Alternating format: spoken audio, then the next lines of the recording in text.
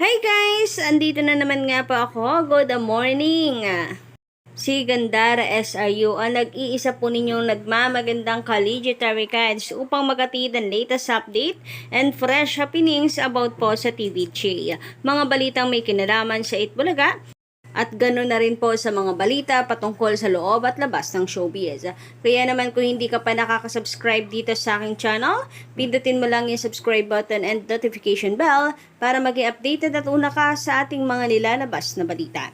And for today's video guys, kamusta po kayo? Ang mainit nating update na pag-uusapan ay patungkol nga po dito sa naging buwelta ni Ogie Diaz, lalong higit po sa kanyang mga bashers. Pinutakti din po kasi talaga si Ogie Diaz guys ng bash after nga po nitong pagsasalita po ni Tito Sen, ni Boss Joey De Leon, hinggil po dito sa balitang nalulugi daw ang Itbulaga. Ngayon, bukod po sa mga bashers na Ogie Diaz, meron din siyang mensahe para po sa mga legit gods na kung saan dapat daw ba pabor lang sa TVJ ang kanyang mga sasabihin? Pero bago yan mga Kadaver Cats, narito po ang balita po sa account ni AR Reaction. Hindi po niya pansamantala magagamit. Mayroon pa po siyang inaayos dito kasi nagkaroon ng problema. Kaya naman sugot po kayo dito sa Daver Cats TV para sa mga nag-aabang na kanyang update. So pasubscribe na lamang po niyan ng kanya pong temporary na YouTube account. So kahit meron pong problema ang kanyang account, patuloy po siyang maghahatid ng update para po sa mga legit Daver Cats. Yan ang legit TVJ Defender. May kita o wala, go go go para depensahan ang TVJ at para maghatid ang balita para sa mga ka-legit Daver Cats natin. Anyway, eto na nga po mga ka-Daver Cats. Basahin po natin ang naging buwelta ni Ogie Diaz sa kanyang mga bashers at sa mga legit Daver Cats.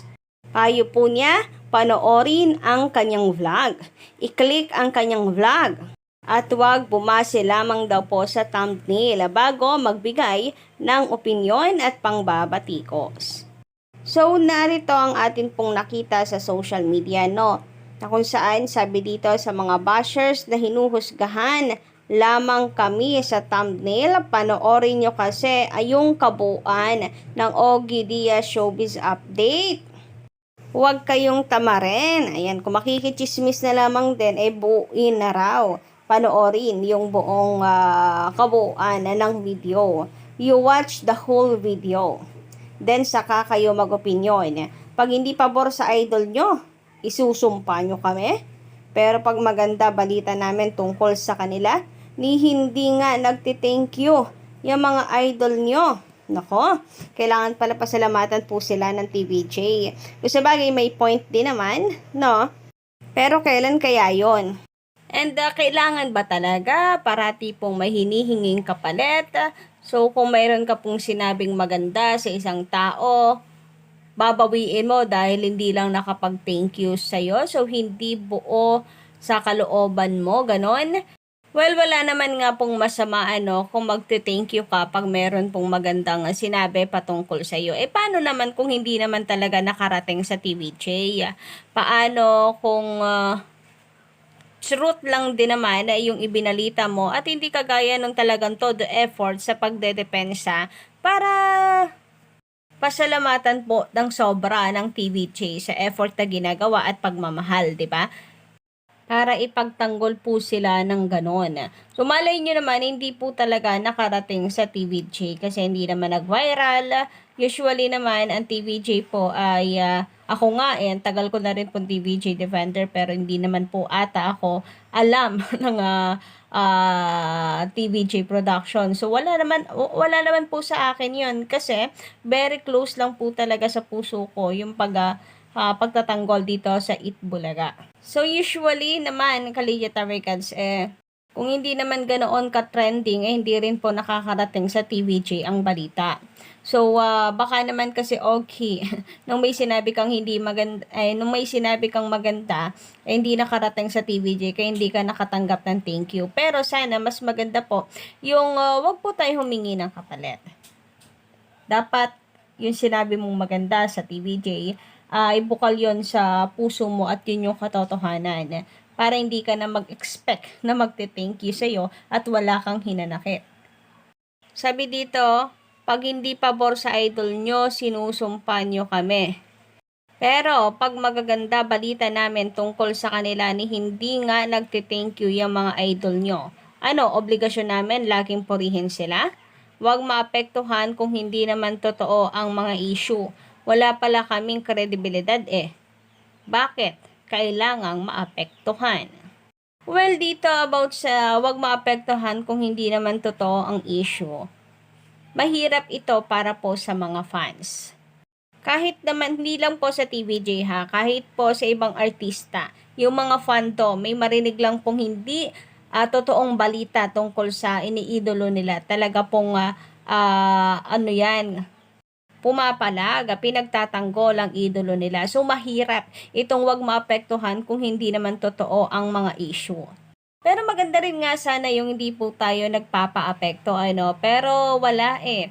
Ganun po talaga in general. Basta idolo or mahal, malapit po sa atin, ang ganyan sinisiraan kahit hindi totoo. Talagang tayo umuusok po ang ilong. Kahit sa kapamilya natin.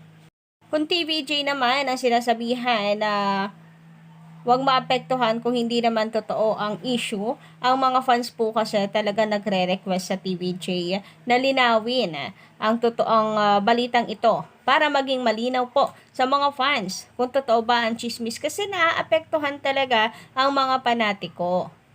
Kaya maganda po na nilinaw ng TVJ ang balita kung totoong nalulugi po sila. And hindi lang naman po TVJ ang naglilinaw lalo na kapag may mga ganitong issue si Vice.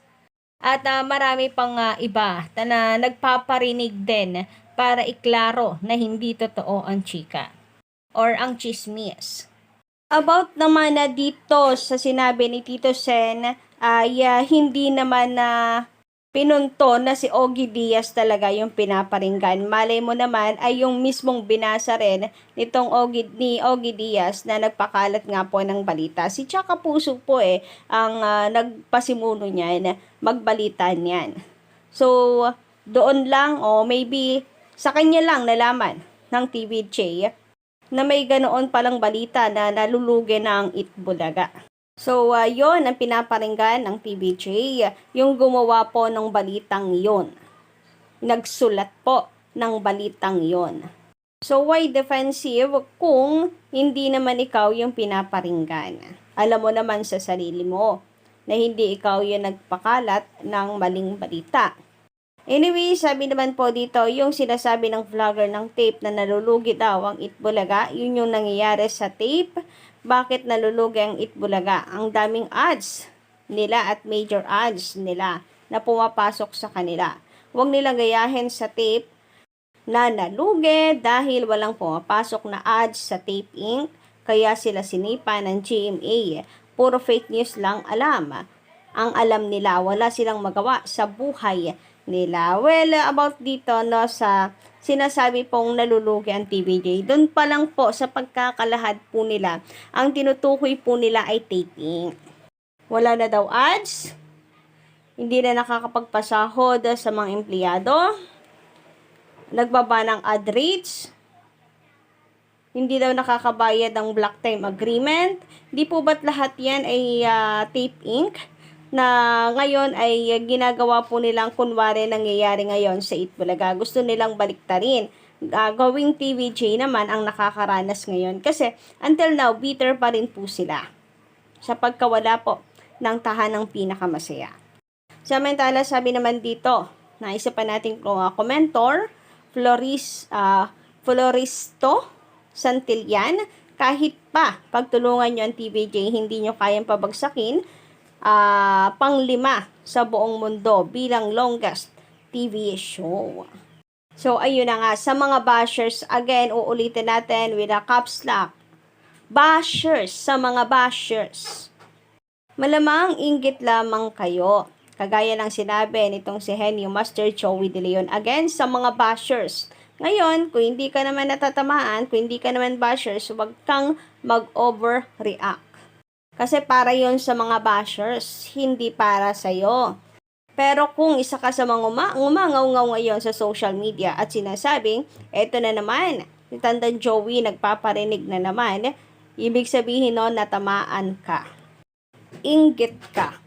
Kasi again, para sa mga bashers yung mensahe na yon. So yun lang po muna guys ang aking update para po sa umagang ito. Don't forget to click the subscribe button and notification bell for more updates.